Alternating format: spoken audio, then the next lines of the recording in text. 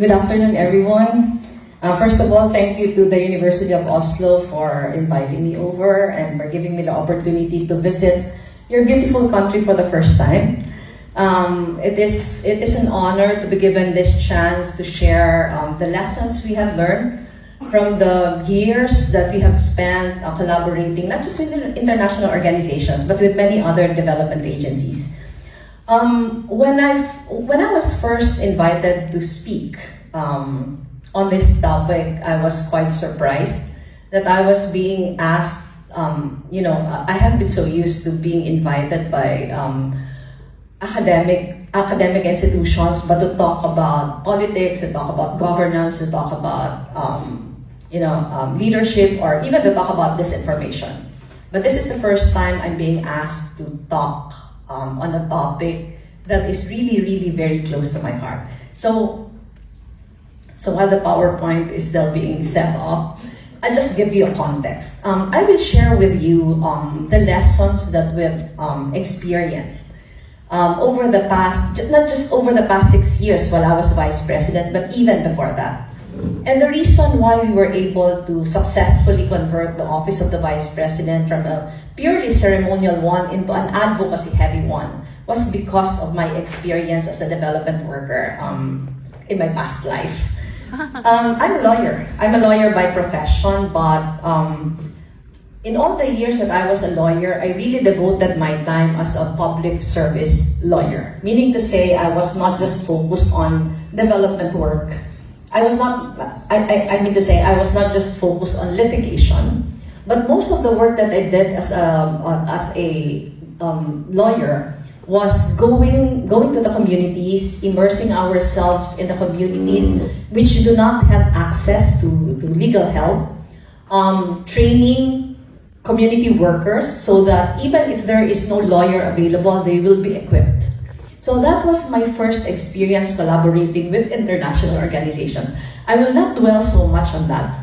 But as we were helping communities of farmers, fisher folks, indigenous peoples, laborers, women and children, one of the things that was very challenging for us was that because we were dependent on international help, because we were dependent on international funding agencies, the programs that we were doing were very donor-centric. Meaning to say, there is so much that we wanted to do, but we could only do so much because the funding agencies would more or less set the direction of where we would want to go, and that was a cause for frustration. We were very grateful that we have been getting donor help, but the pitfall was that there was a lot of constraint because we cannot do exactly what we wanted to do. Because what was important was that we follow the directions of the donor agencies, but that was in my past life.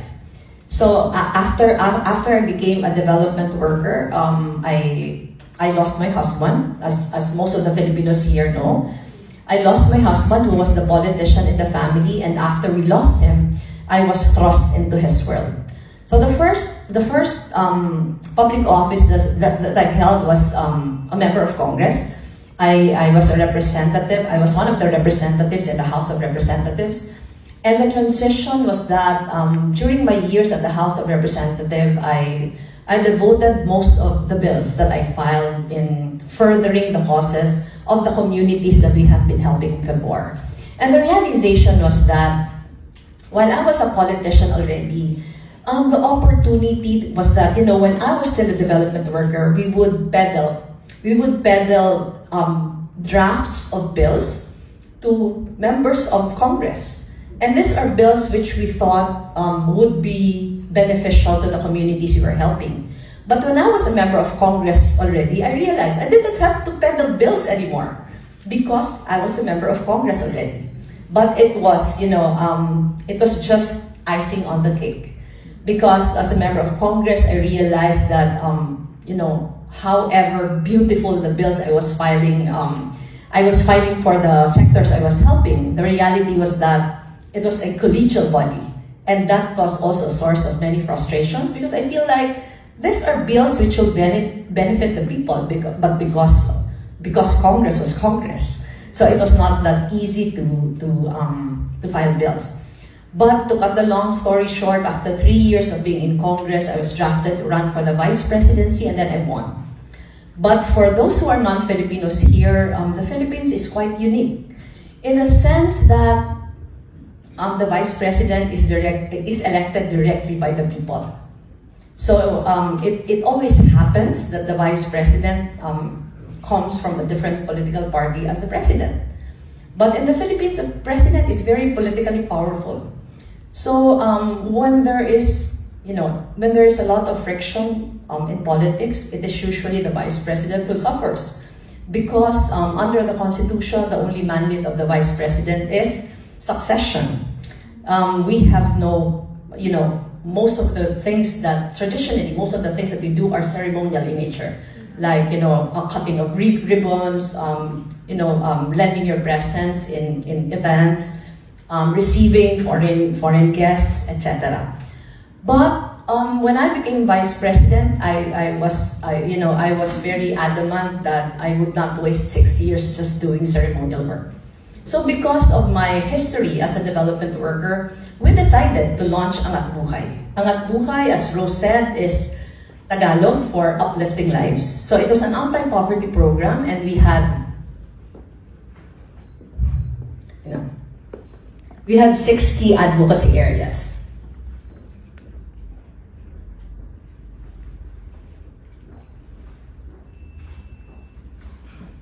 I think I'm clicking this the wrong way.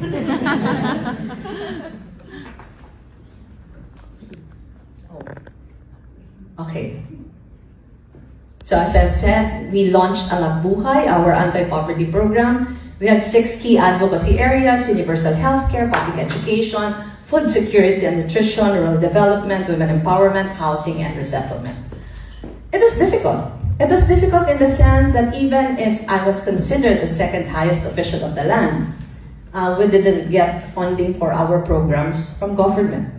Because the only funding of our office was for administration and operations. It was for salaries of employees, it was for the running of the office, but nothing for programs. So again, it was like I was a development worker all over again. We would depend on private sector support. So that's what we did. And I think my experience in the past led me to how we were able to successfully conceptualize Angat Buhay. So the first thing that we realized was that because we will be depending on private sector support, we needed to prepare for it. We know that the private sector will only help us if they trust us. So one of the things that we did immediately after I became vice president was apply for ISO certification. And if you are familiar with ISO certification, it is very, very difficult to get.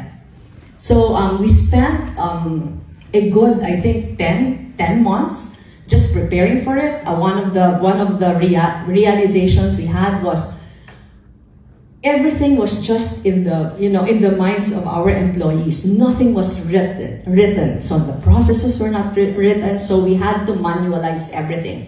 It was difficult work, but within the year, we were able to get our ISO certification. That was the first thing that we did. The next thing that we aspired for is that how do we demonstrate to our partners that we are worthy of their trust. So I'm sure the Filipinos here have learned that for 4 straight years, the Office of the Vice President has been getting the highest COA audit rating. COA is Commission on Audit in the Philippines. And it was something that's very difficult to get for a government agency. But we have been getting the highest honors from COA, and that was a demonstration. That was a demonstration that we are trustworthy, and it is very important for a development agency. While we were a government agency, we were also a development agency. So on the screen, it's a hodgepodge of many programs that we were doing. I promised Rose that I will not exceed 30 minutes. So I can talk for hours just talking about the many programs that we have been doing at the Office of the Vice President.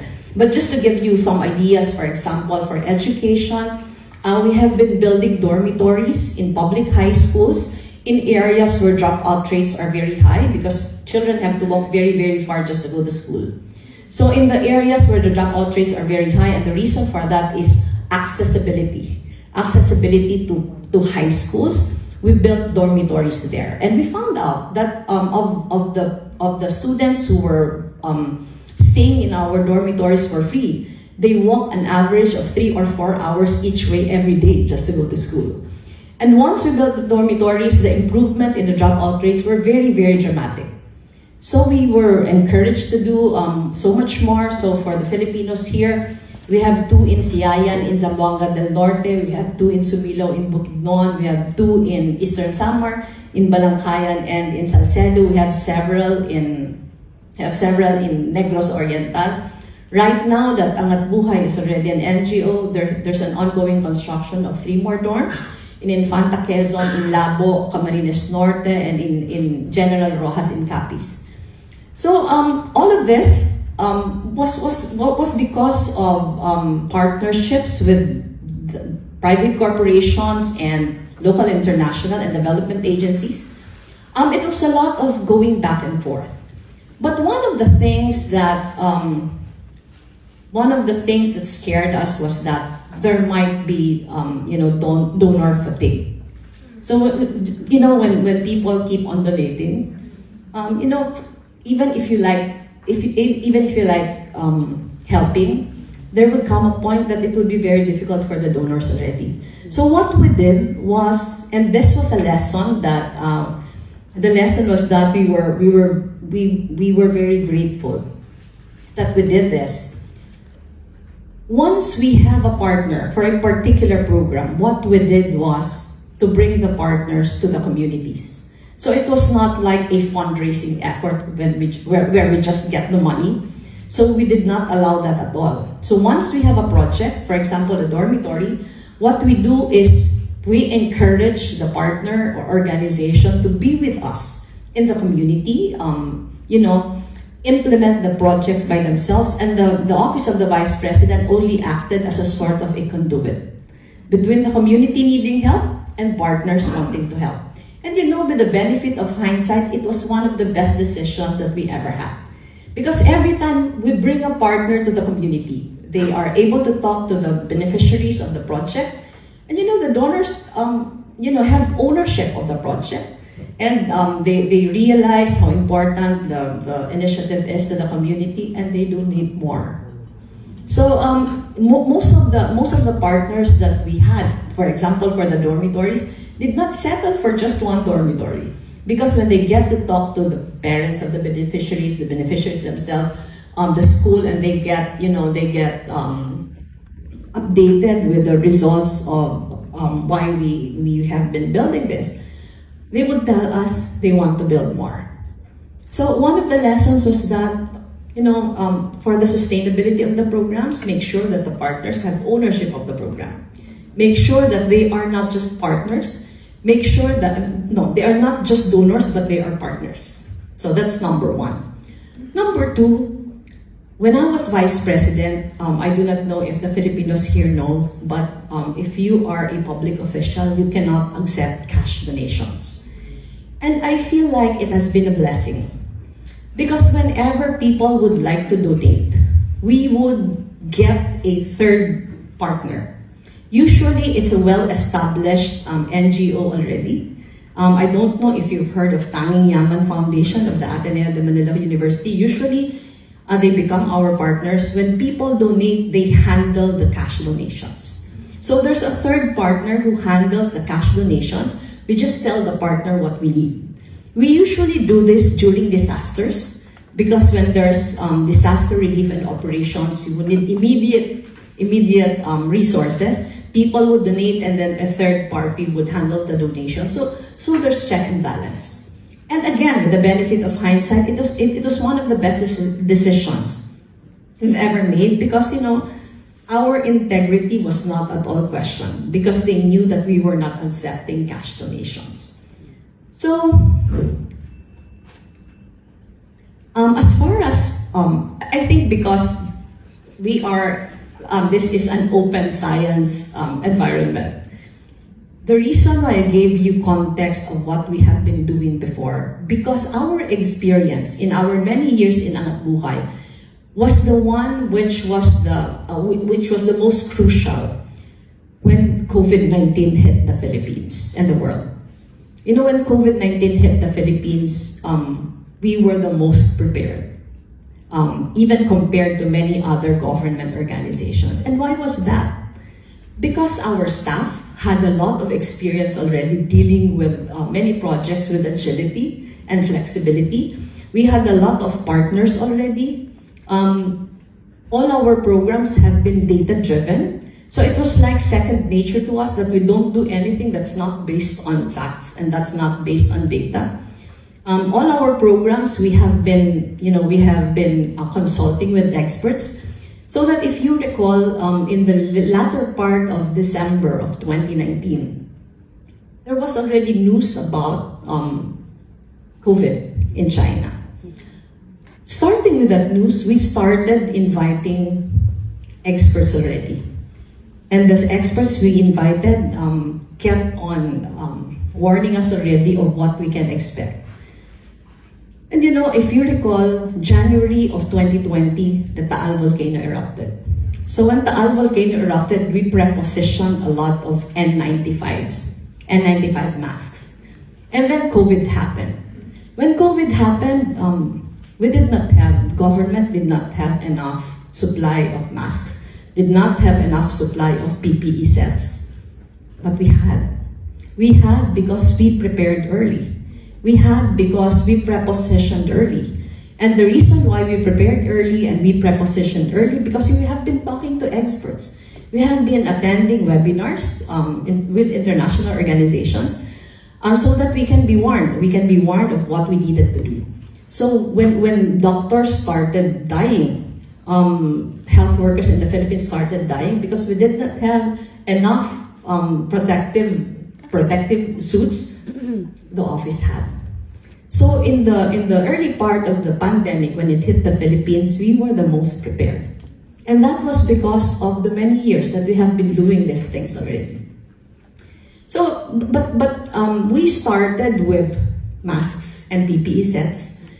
But you know, it took a long time for, there was lockdown in the Philippines. I don't know if you have been following the news, but when lockdown hit the Philippines, the headlines was a lot of health workers were just walking to their hospitals for many kilometers because there were no public transport. And then the following day, we were able to have shuttle buses. And the reason for that is that the moment we heard of the plight of the health workers, we had partners who had buses. So we just called up our partners. Our partners trusted us with their buses. We said, we'll pick your drivers, because our partners were saying, hey, we have buses, but our drivers went home to their provinces. And we said, let us pick up the drivers from their provinces. And the employees of the Office of the Vice President were the conductors, bus conductors. My daughter Aika, who's here, was one of those who was doing the planning. The security people assigned to me were the ones who planned the routes. So, and the reason why we're doing, the reason why I'm telling you this is that, you can't just do programs immediately without having, without having practiced for it. And our practice was our many years of doing so many other things. I remember after we had our shuttle buses, we learned from our passengers who were frontliners that they needed a place to stay because they couldn't go home and risk the health of their family members. So after the shuttle buses, we had dormitories, and the dormitories were hotels because hotels were locked down before, and we called up our partners who were owners of hotels and dormitories. We said, can you open your hotels for us so that the frontliners will have a place to stay? And it was not difficult at all to convince them. And the reason why it was not difficult at all to convince them was because they had a lot of experience with us already. And their experience have been, have boosted their confidence on the ability of the Office of the Vice President to roll out projects, which will be beneficial. So when we were competing with the rest of the world as far as PPE sets was concerned, I don't know if you recall, of course the richer countries, perhaps like Norway, were getting more PPEs than us. So what we did was we decided to do local production of PPE sets. And I remember when we decided to do local production of PPE sets, we were being stopped because they said, you can't do that. You can't do that because you don't have the ability of doing medical grade. But no one had the ability to do medical grade in the Philippines. So what we did was we didn't listen. We didn't listen to those who were stopping us. What we did was talk to the doctors, told the doctors that can you help us? Can you help us make sure that the PPE sets we will produce will really protect you? So the doctor said yes, because they needed that. We had, we have been helping many weaving communities in the Philippines. So we have been working with designers. So we talked to them and said, hey, can you design PPE sets for us? And they did that in a day.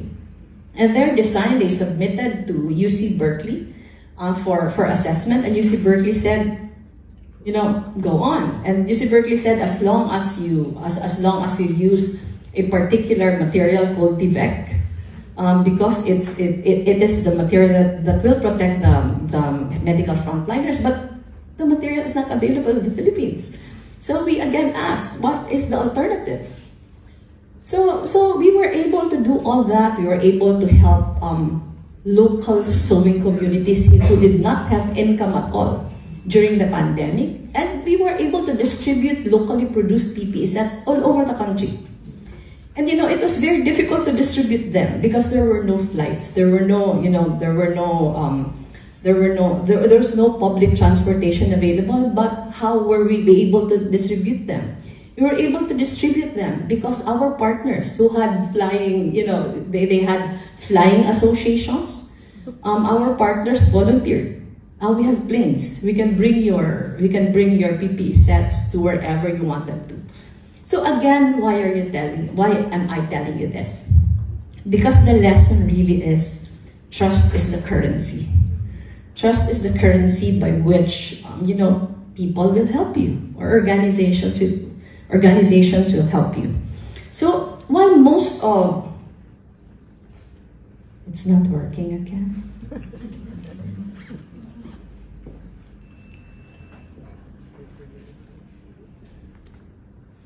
Sorry, it hung. Okay, that's enough for now. So, as I've said, with the ISO certification, with the COA audit report, we were very competitive because we knew that we had to prove ourselves. We did not have support from government, but we were getting support from the private sector. We did a lot of things. We do very regular reporting. If you look at our Facebook page during the COVID response operations, there is a report every day of how much we are getting and how much we are giving out. So that added to the integrity of the operations that we were doing, that added to confidence building. We have been, we have been very transparent with our partners. Every peso that they gave to our, we got a third-party partner, Kaya Natin Foundation. They were the ones managing our funds. So we would give very regular reports to ensure that transparency was there, and we were accountable for every resource that we got.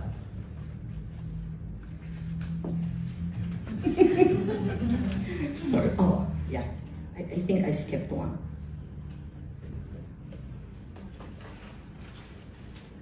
11 slide.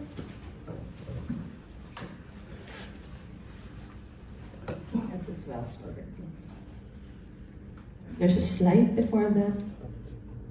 Oh, 11. Sorry. It's skipping. Anyway. But I don't have a lot of time. But I hope you got the gist of what I was trying to tell you, that you have to work hard. You have to work hard. I think slide 11 was about international collaborations. We have been doing a lot of work with the many foreign embassies in the Philippines. For example, we do bridging leadership programs. We do, yeah, I know. Anyway, it's okay. We'll just skip that. But I'll just relate to you that we have been doing a lot of collaborations. We have programs with the US Embassy in Manila. We have programs with the Canadian Embassy in Manila. We have programs with the Swedish Embassy. With the Swedish Embassy, we have been doing work on women empowerment, gender responsiveness. I remember we did a program called Respeto Naman. It's actually a campaign against sexual harassment. We did a program with, I think the program that we did with the Canadian Embassy is ATTY. It's also a women empowerment program where we train young local officials so that the way they lead the policies that they pass is more gender responsive. With the program with the US Embassy, we have been training young local leaders. We did a lot of programs with several German NGOs. One of them is the Friedrich Naumann Foundation. We also did a program with the Friedrich Ebert Stiftung. I hope I got it right.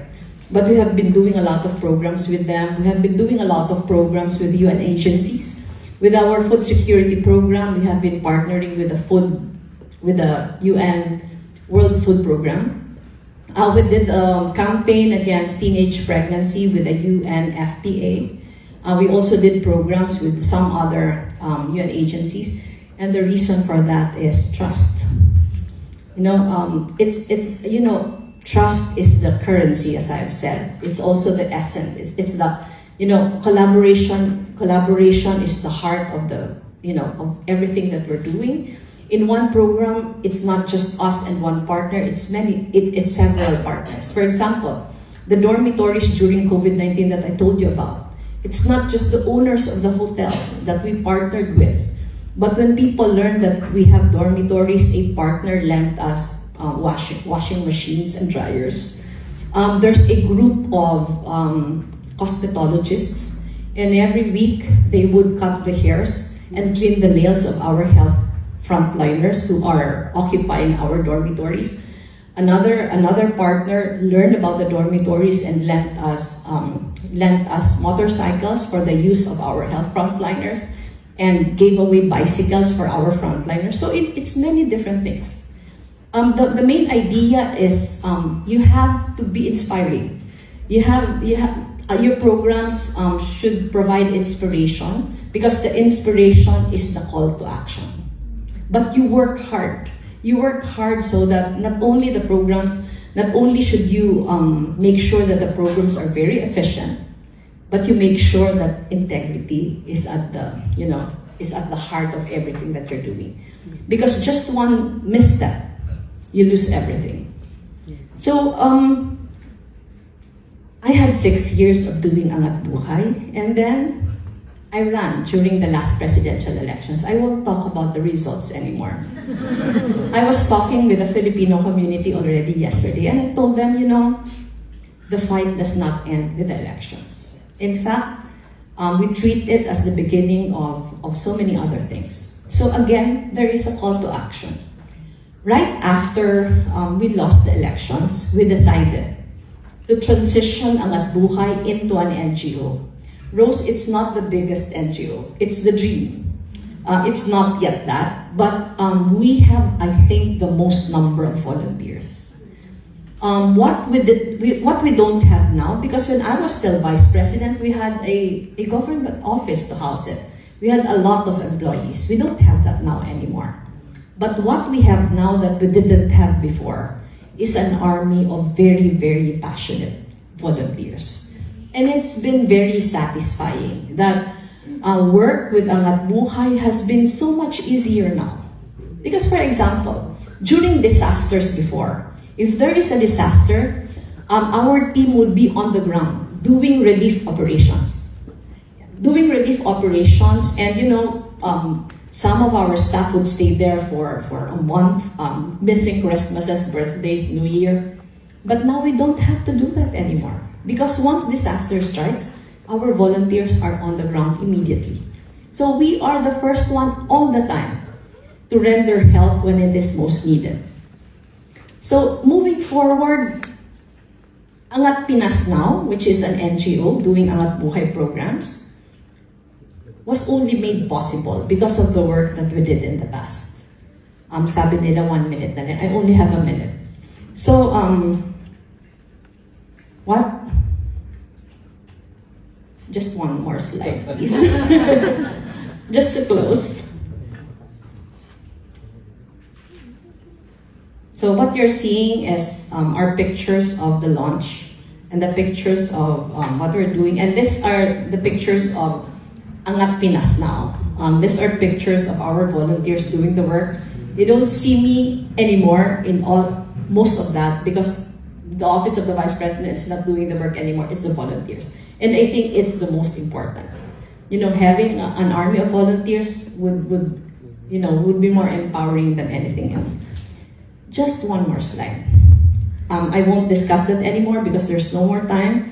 So, in closing, development must be seen always as a collaborative effort between those with the means to help and those they are helping. So the Angat Buhay Now has placed itself as, again, a conduit between the people wanting to help and communities needing help. So, solidarity, this is the last slide I promised. Solidarity means understanding that development work is not just help being handed out from above, but rather as a duty to fellow human beings who hold the same rights and dignities as we do. And this is very important because it is the heart and soul of what we do. So thank you very much.